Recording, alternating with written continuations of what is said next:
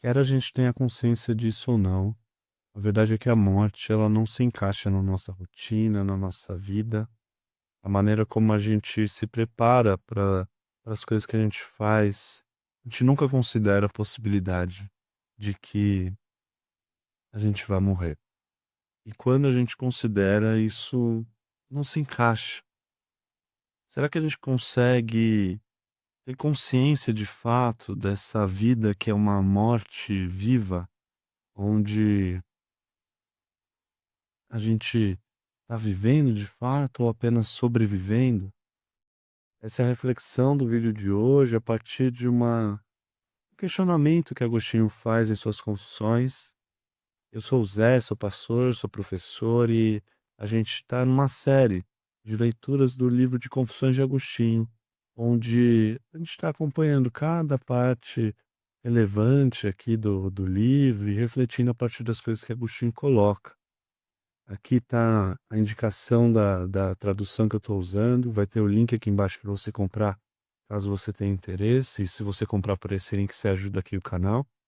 Mas hoje aqui, né, a gente vai lidar com uma posição bem filosófica, assim, de Agostinho, né. Agostinho, ele tem essa postura de, questionar questões essenciais ali da vida, e hoje ele se coloca ali nesse trecho que a gente vai ler, de uma forma desafiadora mesmo, entendendo, lidando com a nossa temporalidade, assim, sabe.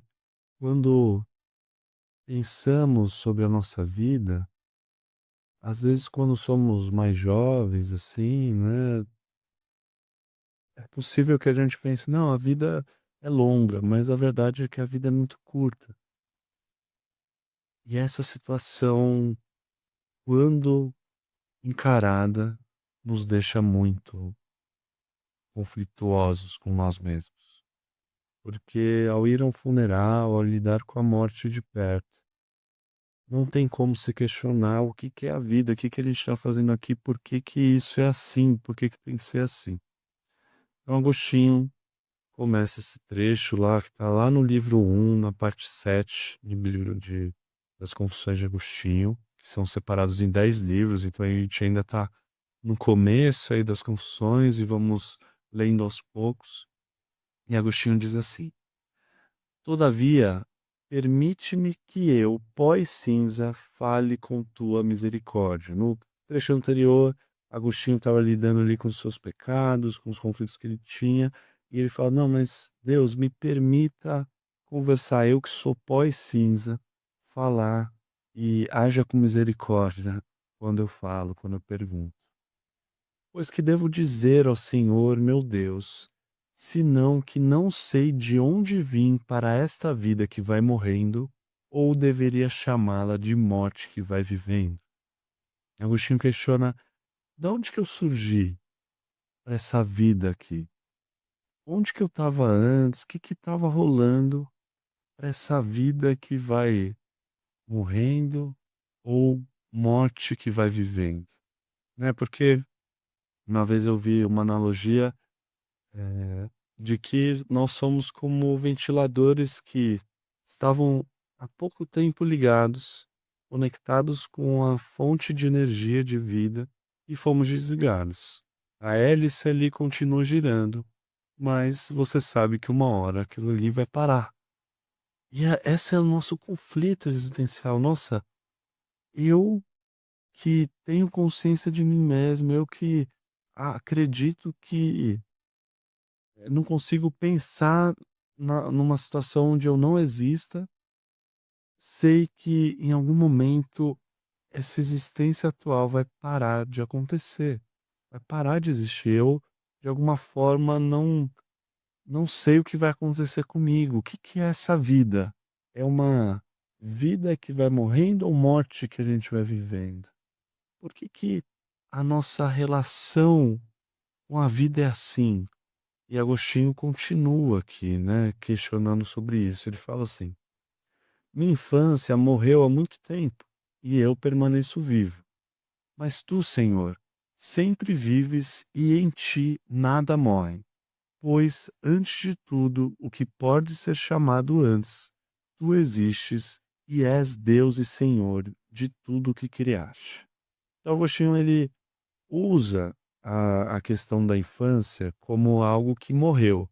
Então você sabe, você tem alguma consciência de quando você era criança, mas esse tempo morreu de alguma forma. Você não é mais criança, você consegue refletir sobre isso de alguma maneira, e você continua existindo.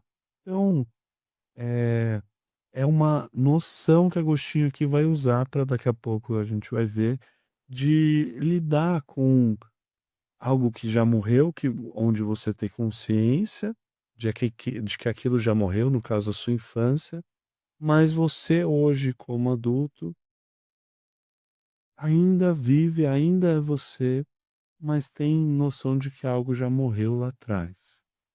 E ao mesmo tempo você lida com Deus que é eterno, que sempre viveu, que nada em Deus morre, porque a gente está morrendo o tempo todo, né, para o nosso passado, e Deus é diferente, Deus é eterno, de uma forma que não tinha infância em Deus, ele não morreu algo nele que falou: "Ah, esse tempo não vai mais voltar", alguma coisa assim. A eternidade de Deus é algo que surpreende, que gera questionamentos a partir daí, né, e quando a gente lida com a nossa temporariedade a partir da eternidade de Deus, isso gera várias questões filosóficas, assim, para a gente pensar. É isso que Agostinho está fazendo. Em ti subsistem estabelecidas para sempre as primeiras causas de todas as coisas que não subsistem, e as fontes de todas as coisas mutáveis em ti subsistem imutáveis. E em ti vivem as razões eternas de todas as coisas irracionais e temporais.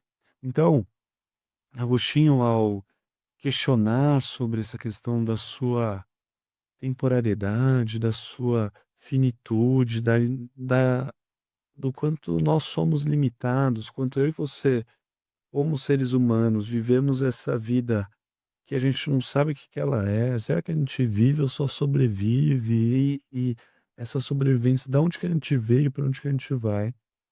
Ao lidar com Deus, a gente percebe em Deus algo que a filosofia lida muito, assim, né? Que é a origem de todas as coisas. Então, quando a gente pensa em tempo, quando que o tempo passa a existir de fato para todos nós? Porque eu e você nascemos em algum momento, né? Mas Deus não é assim.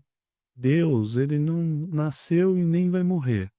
Ele tem em si mesmo algo que a filosofia questiona, né? Da onde surge esse tempo? Da onde surgem as coisas? Onde está a fonte para o tempo começar a existir? E Agostinho coloca Deus nesse papel aqui. Ó Deus, em ti estão estabelecidas para sempre, desde sempre, as primeiras causas de todas as coisas que não existem de fato, mas elas subsistem em você. De alguma forma, as coisas para elas passarem a existir, tudo na nossa vida é assim, mesmo dentro do tempo. Se eu criei esse vídeo, eu tive que existir antes desse vídeo começar. Então eu tive alguma atitude para que ele aconteça, para que o vídeo possa começar, né? Eu que tô hoje até saindo de uma doença, tô meio rouco, estava pensando: "Será que eu gravo? Será que eu não gravo?" Mas o vídeo é assim, se eu não gravasse ele não iria existir. Mas eu comecei a gravar e você está ouvindo, e se você está ouvindo isso é porque eu decidi lá, postei, decidi, eh, colocar isso na internet de alguma forma. Deus é a mesma coisa, nesse sentido de que se as coisas existem, alguém teve que olhar e parar e começar isso. Onde está a fonte desse início de todas as coisas? Está no próprio Deus. Então, Agostinho, a partir da reflexão de uma vida curta, de uma vida que tem a sua finitude, ele entra nessa filosofia sobre a fonte de todas as coisas, que é o próprio Deus. E ele continua: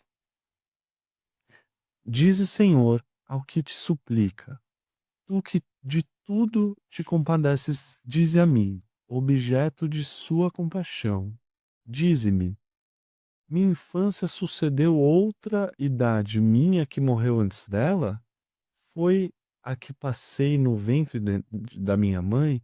Então, assim como Agostinho ele usa a ideia de que na infância dele, né, a infância dele morreu e ele vive de outra forma, será que antes da infância dele nascer, ele vivia também alguma coisa para que ele possa ter a infância dele?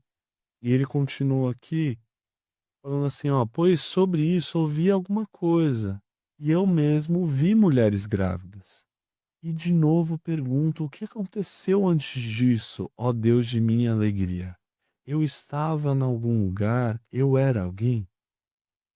Então aqui, e esse é o trecho que a gente vai ler hoje, essa a parte final do trecho que eu decidi separar aqui para a gente hoje, é uma reflexão bem filosófica, assim, a partir da nossa relação com Deus. E Agostinho ele não esconde os conflitos, os desafios que temos como seres humanos ao começar a pensar nas coisas.